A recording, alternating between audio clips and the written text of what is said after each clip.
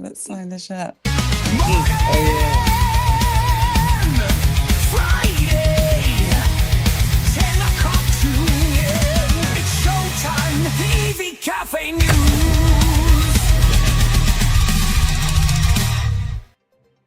Oh, there you go. It's here. It must be Friday. Welcome to the 10 o'clock news with the EV Café. 30 minutes of what's happening in sustainable transport. Sponsored by Drax Electric Vehicles. Friendly and knowledgeable support to transition to electric vehicles. And today, well, we've got special because Sarah's here. Ah, Paul looks like he's in a caravan. Where are you? I'm on a train, a Pullman train. There we go. Oh, I'm so jealous. I know those. I always wanted to do that. Now, is it a steam train, Paul? No. How is that possible? The D word. Yes, we have trains need electrifying. Everybody, there we go. Totally do. We do it in Scotland. It's perfectly possible. How are you, Sarah? You well? I'm okay. I'm on my phone because my laptop that the phone is leaning on won't tune in. So I really hope that this goes okay, even though I'm at home. But no, I'm good. Thank you. I was in London yesterday for a very exciting embargoed release of a big fat report, which should make a really positive difference to people building out infrastructure. So yeah, really, really good day yesterday. Good stuff. And Paul, are you going anywhere nice? Well, we're going to York and Scarborough. So it's about a 4 or 5 hour journey. Well, actually, funnily enough, got a YouTuber sat right beside us who's telling us everything that is along the way. I bet your parents are thrilled. It's actually really good. He's subtle, he's quiet, but he's very, very knowledgeal, and that is really cool. Well, let's hope you're learning something subtle and quiet then. If you don't like your Thursday nights quiet, then don't watch the England Lionesses. If you did, last night was outstanding. The women showed the power of team skill and self-belief to come back from 2-0 down to win on penalties. And it was one of the most brilliant team performances I have ever seen. Fantastic stuff. Remember, you may be down, but don't ever count yourself out. What goes on in here matters. Right, now, there now follows an appeal on behalf of the EV Café. Paul, in his 50s, has no life at all. He spends every waking hour watching to see if we can hit 1,000 subscribers on the YouTube. Currently, we have 999. That's live, people. 999. It's only taken us 5 years to hit that dizzying height. Today, can we find number 1,000 and give Paul his life back? If you can help, in any small way, your kindness would be greatly appreciated via Van Man close to our hearts. Thank you. And now we go live to said Paul with no life. So I actually filmed my father-in-law because we were at 999. He clicked and it went to 1,000 for like a second, and then somebody must have unfollowed because we went back to 999. I was like, "What? Oh my gosh!" So please, come on, let's get us over. Done. Oh, let's see Belinda. Belinda's in it. Could she be the 1,000? Belinda. She is. Belinda Guy. Belinda Guy is our... Now, Belinda, I didn't say this up front, but what we're going to do is next week, if you're available, would you come live on the news and you can be our guest? And we've never done that on the news before, but we'll have a live guest. You can come and talk about what you do, how you do it, and all that stuff. It'll be utterly awesome. I'll drop one of the stories to get you in, so we'll have a chat about that later on. But thank you so much, everybody, for being a good idea. Subscribed to YouTube. But our 1,000th subscriber is Belinda Guy. Don't you dare unsubscribe now, Sarah. Sarah. The other thing was, can we keep going? Can we keep going with this? Because we really want to reach more people in outside of trains outside going to of York. Trains. Yeah. Right. To be Bless him. Someone mute the poor sod. Absolutely. So, but utterly brilliant. Well done, and thank you so much. Right, let's see. Coming up, we've got the electric car grant. which is worth up to 3,750. But is there a risk to used values and residual values? Interesting. The government also announces a £2.5 billion funding package to boost UK EV production. So they've had their hands in their pockets this week. London's first dedicated green plant training academy opens to help address the skills shortage. And we're going to talk about the skills shortage a lot because everybody keeps saying, EVs, massive skills shortage. What's going on out there? Have a quick think. What have you seen out in the real world which is helping to close that gap? And Stellantis are to end their hydrogen fuel cell programme. Is it a stay of execution for hydrogen or the death of it for smaller road transport? Paul has some opinions. Let's hope his signal drops out by then. But first, the EV Café commercial clap, where we highlight innovation and new things in our industry. God, it's like being on holiday with Paul. The commercial clap from the EV Café. Innovation applauded. And first up, Osprey Charging and Ionity have secured backing worth hundreds of millions of pounds to grow their electric vehicle charging networks. Noverna Business Finance, part of Mitsubishi HC Capital UK, Societe Generale, Aldermore and the UK Government's National Wealth Fund, which we spoke about last week, have provided 110 million to Osprey Charging in senior debt facilities. Osprey currently operates a network of 1,400 rapid and ultra-rapid charge points at 380 locations. That came as a surprise. In the next stage of deployment, Ian Johnston says that Osprey will continue to target quality over quantity, reflecting a focus on customer service, reliable operations and financial strength. And we say that's the right way to go, most definitely. And Fleet Mobility Live 2025 is set to be the must-attend showcase event.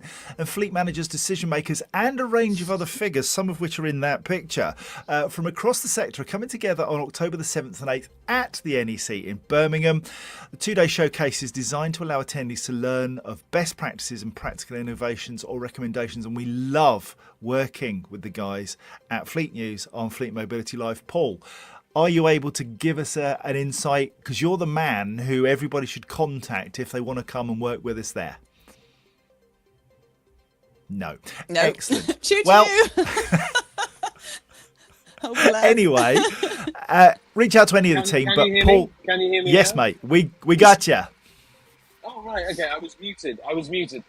So it is a fantastic event with many of the country's fleet managers attending, really looking for insight and, solutions to the problems that they have with electrification and other fleet aspects. So it is a general fleet show. It's not all about electrification, but it is about that transition. And, celebrating the ecosystem in the middle of it all makes an incredible difference to them, and also will make a difference to you if you join us. And you can contact me for all the details that you need. And And that's goodbye. that. Poor Paul. Let's crack on. A new electric car grant worth up to £3,750 off a new battery electric vehicle has been confirmed by the government. To qualify for the £650 million scheme, electric cars must have a recommended retail price of £37,000 or less, with two levels of grant available depending on the car maker's sustainability standards. The greenest vehicles will receive up to £3,750, with Band 2 vehicles, as they're called, receiving up to £1,500 off. The electric car grant requires manufacturers to have committed to a verified science-based target, or an SBT, and have embodied carbon scores below a certain threshold. Now, this is brilliant news, and I like this on the one hand because it reduces the cost to business and ultimately to consumers. But my worry is that it might have an impact on residual values for corporate fleets. And then there's the knock-on to used values. Sarah, am I right to applaud and be a bit as well? Or is this really good use of public money? Well, as ever, John, I do love the news because you do make us think differently about things. And the subject did not get dropped in London yesterday at all. So the prices, I really like what they've done. In fact, they've done everything we've asked them to do. So they're really focusing on that affordable market entry vehicle. which is something we've said on the news before, that we need more affordable electric vehicles. We've also said that there aren't enough affordable electric vehicles. Well, now there's 30 under the threshold, which is great. But the bit that I can't understand, and we just couldn't get to the bottom of yesterday, is the potential exclusion of some of the Chinese manufactured models. Well, that just sounds sad. I mean, all the heart's in the right place, though, making it focused on British made or British associated, but will that just not mean that we'll end up with those Chinese manufacturers trying to get in on the British manufacturing? Perhaps that's a positive in disguise as well. But we've wanted grants for a long time. The grants were undeniably a huge kick up the proverbial backside for people to go EV 4 or 5 years ago. So it's just a perfect cycle. I suspect that Mr. Kirby's violent shaking of the head suggests that he has not got all he wants from the government. Go, Paul. Well, I think the car market is, to quote James Rooney, is all sorted. If you can't get your head around that, you need your bum spread. And to give more money into that sector just gives manufacturers more time to have higher prices, in my humble opinion. Time to sort out the used problem, sort out the van sector, and then the ongoing commercial sector. This money is, in my humble opinion, and a bit more wasted. It's just put in the wrong place, and the money for charging is tiny. It's a drop in the ocean. It's not going to deliver. Oh, it's so sad. That's such a... Okay, I hope that isn't right. But actually, Paul, you have made me think that I've just got this vague memory. I'm sure last time this grant round happened, there was a similar one off a used vehicle as well. Or was it that you traded in? And I don't know, it'll come. They always do these things in waves. This is the first tranche to stimulate the market, support British manufacturing as best possible. And we still don't have that many vehicles on the road yet. We've still got a long way to go. So it's not a lot of money, but I think it will make a difference. And I think that's the point, Sarah, isn't it? It's that story added to our next story, which is about this £2.5 billion spending package for the UK automotive industry to boost zero-emission vehicle production over the next decade.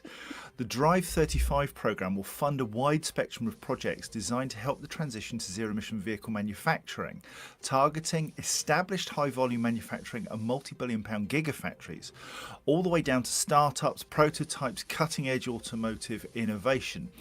It was announced in the Advanced Manufacturing Sector Plan, part of the UK's Modern Industrial Strategy, and it will commit £2 billion in funding to 2030, alongside an additional £500 million for research and development to 2035, signalling a 10-year commitment to UK automotive innovation. And this, I think, has to be a good thing. We've got a 10-year strategy with funding. My worry is that it doesn't touch on an awful lot of the difficult areas that Paul talks about in terms of commercial fleets. It's focused a lot on cars. Again. And we have long-term strategic goals and potential funding over 10 years. Short-term governments. What's going to be happening in 4 years' time? We'll have just started to get to the point where we're delivering something of value, and then the policies will all change. Paul, are you heartened by 2.5 billion going into manufacturing, or is that also a bone of contention for you? He hasn't got a clue, has he? Oh, No. poor thing. No, he's just struggling with signal. But actually, What do you John, I think? had a question for you, if you don't mind. I mean, No, I tuned please into do. your net zero thing that you chaired beautifully as ever in London. And they said exactly what you and I often say. You and I have the experience of working in local and central government roles. And that frustration around the 4-year changeover, it's almost like you're always looking at the door. You know, we've got to stick with this bloody plan, but don't worry, because the next party will remove it or alter it or adjust it.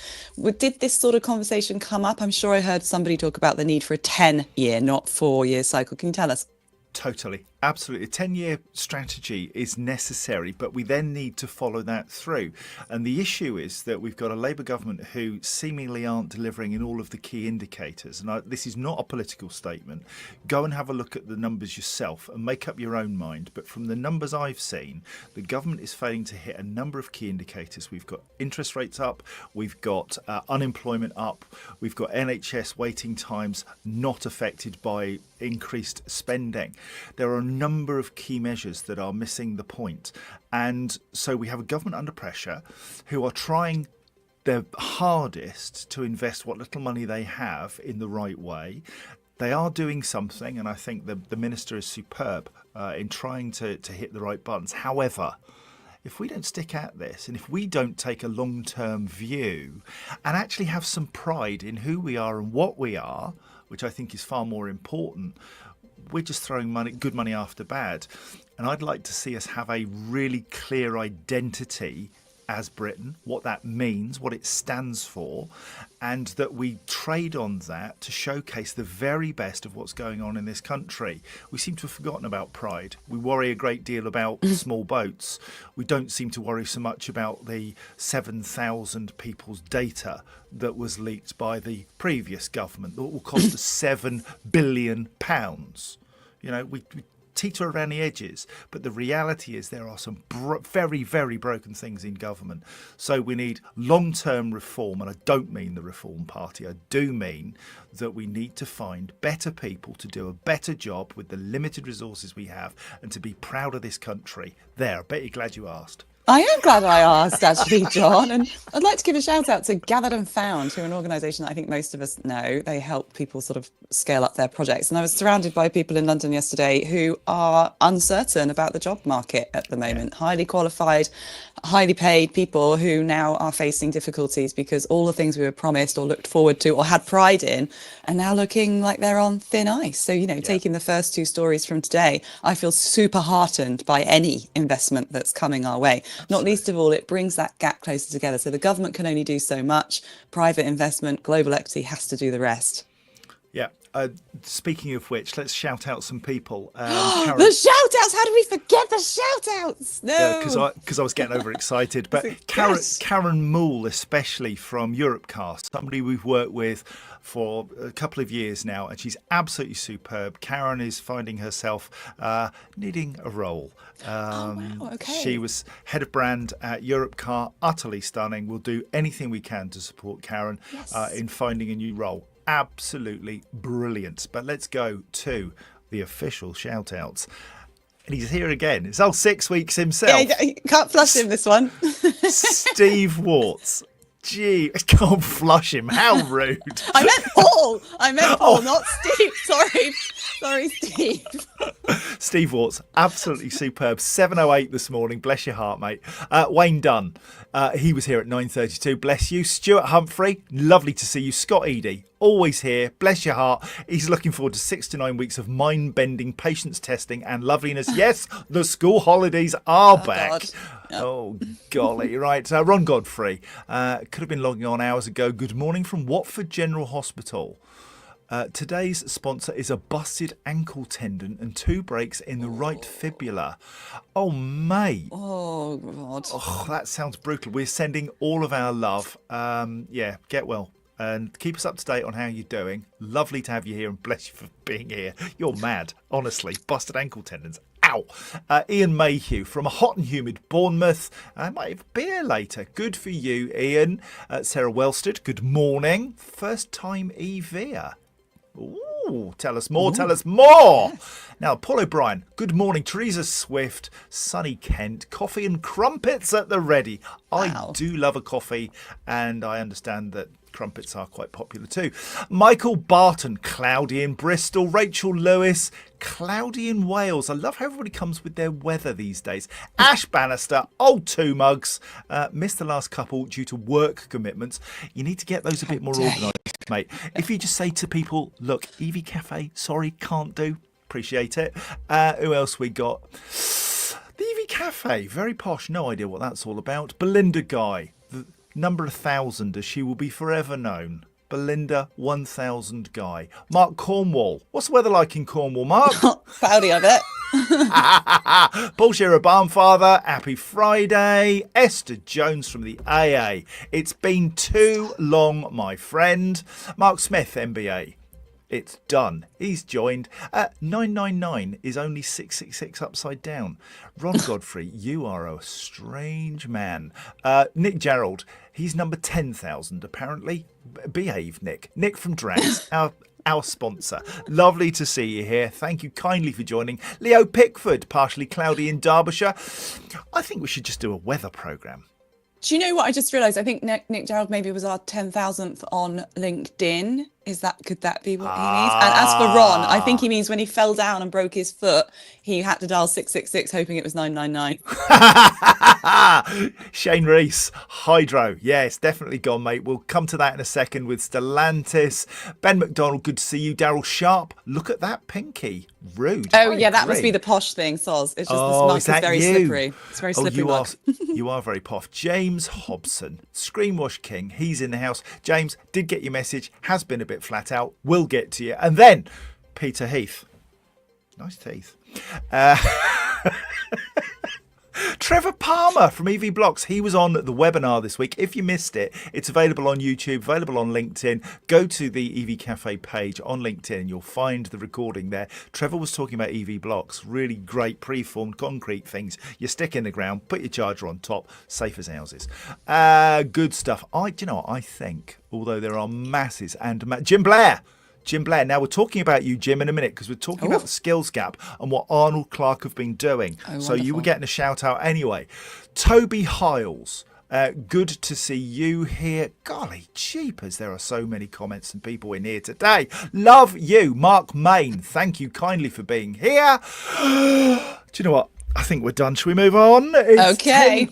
10:21 and London's only dedicated training facility for construction vehicles has opened in Earl's Court, providing a gateway to high-quality and well-paid careers for Londoners whilst helping employers to meet the growing demand for workers with green skills. Opening its doors for the first time during London Climate Action Week, the new Green Plant Academy marks an ambitious industry partnership between Places for London, the Skills Centre and the Earl's Court Development Company in collaboration with the Construction Industry Training Board, CITB.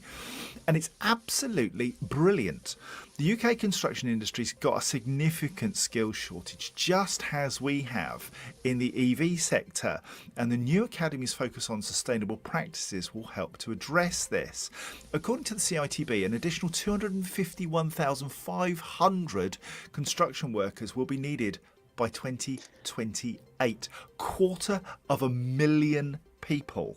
So that's absolutely nailed on, that we need the skills to be able to construct the world that we want to live in a sustainable way. And the same is true for EVs. And Sarah, you and I have spoken very, very many times about closing the skills gap. And I've looked at Arnold Clark and I've worked with Jim and the team there and looking at how they skill their apprentices through the EV journey so that they are as skilled with EV as they are with everything else.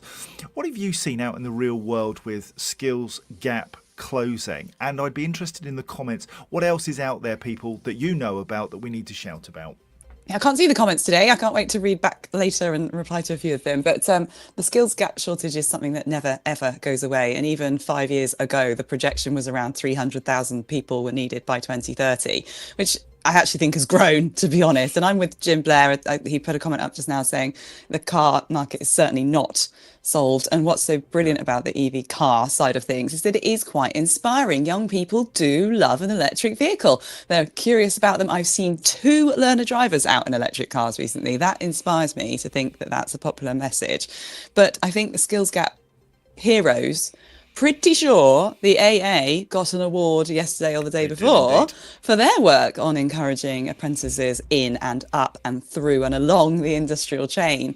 Now, I would say construction or even EV is a realm where AI may not be taking our jobs. We do so need to inspire people to feel like they want to be hands-on with their work, be that creating something, building something, managing something.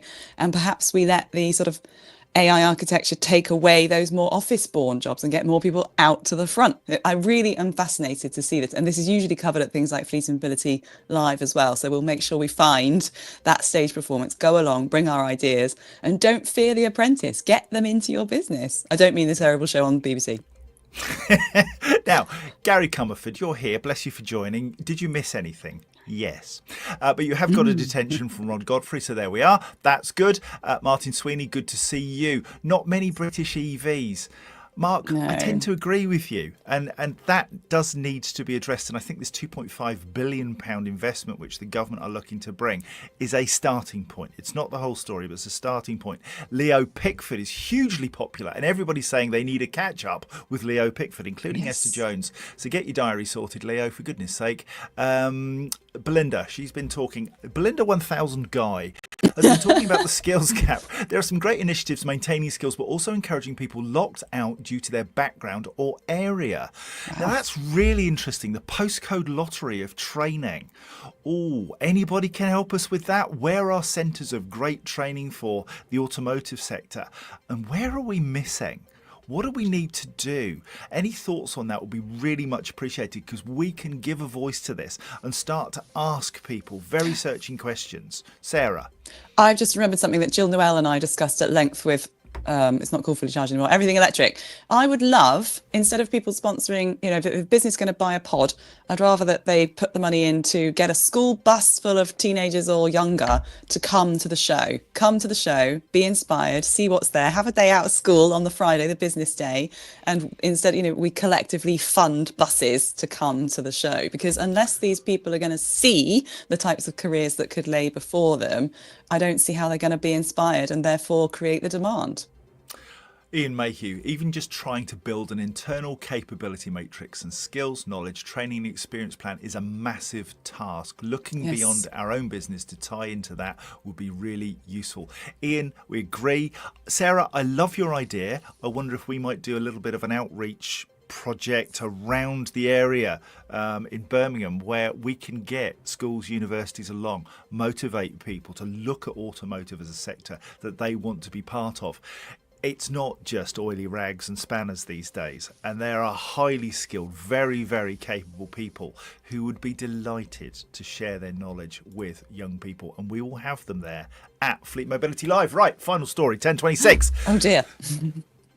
Now then, Stellantis. And Paul will be so gutted he's missed this. I know. Stellantis has confirmed it is to discontinue its hydrogen fuel cell technology development program. The company, which was due to launch a hydrogen fuel cell production model of the Vauxhall Navano in spring, with a Vivaro version following later in the year, released a statement which blamed limited availability of hydrogen refueling infrastructure, high capital requirements, and the need for stronger consumer purchasing incentives for the decision.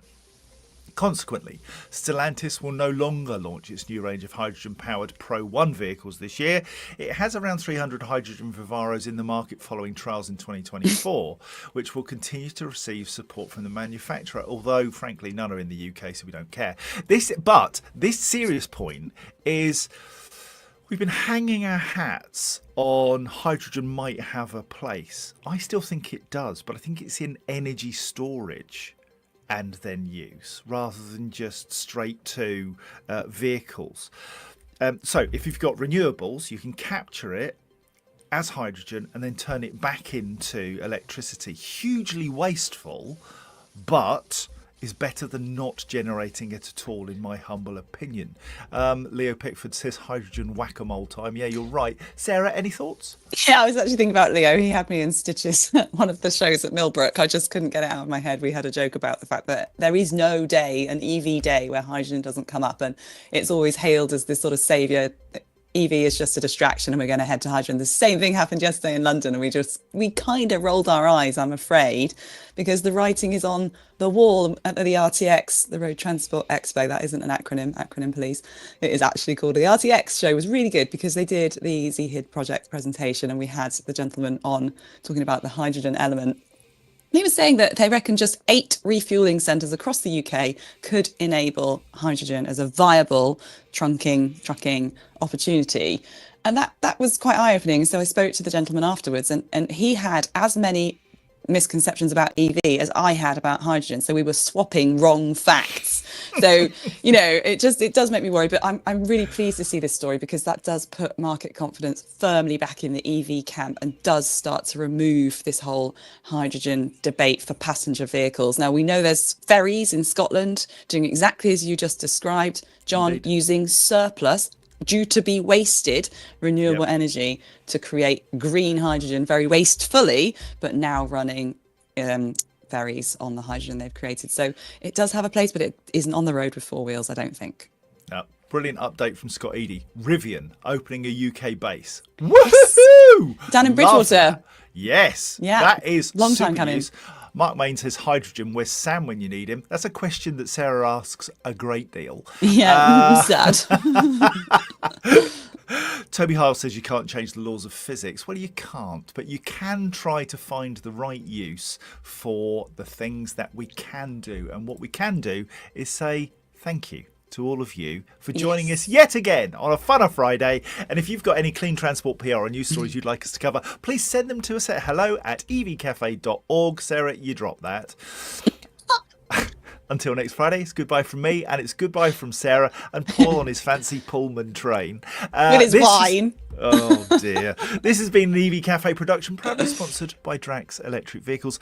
Other sustainability... Sarah, you're going to have to go for it this time. Oh, yeah. And everybody in the comments. If there's not everybody in the comments, I will be doing a register and ticking you off. Other sustainability news services are available, but this is just funner! The EV Café is truly blessed to be partnered with the AA, Webfleet, Europcar, Iveco, Spheri, Schneider Electric, Dynamon, EV Blocks, AW Energy and CPD Bodies. We're the EV Café, supporting the transition to cleaner transport. Sponsored by Drax EV. Enjoy the rest of your day and your weekend, wherever it takes you. Until next Friday. Bye! Bye-bye, John.